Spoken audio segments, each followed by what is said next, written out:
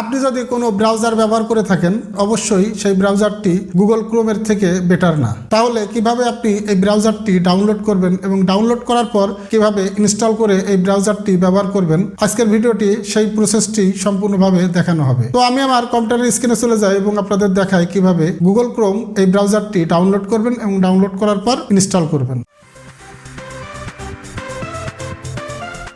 আমি আমার কম্পিউটার স্ক্রিনে আসার পর মাইক্রোসফট এজ এখানে ক্লিক করব। সার্চ অপশনে লিখব গুগল ক্রোম।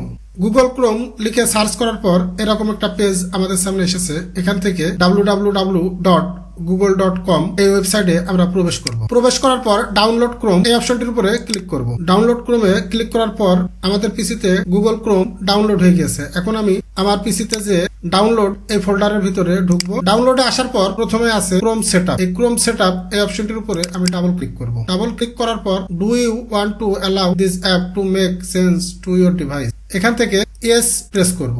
ইয়েস অপশনে ক্লিক করার পর এখান থেকে আমার গুগল ক্রোম ডাউনলোড হবে। ডাউনলোড হতে আপনার নেটের স্পিডের উপর নির্ভর করবে। ওভারঅল 1.5 থেকে 2 মিনিট সময় এই ডাউনলোড হতে লাগবে। ডাউনলোড কমপ্লিট এবং ডাউনলোড কমপ্লিট হওয়ার পরই ইনস্টল শুরু হয়েছে।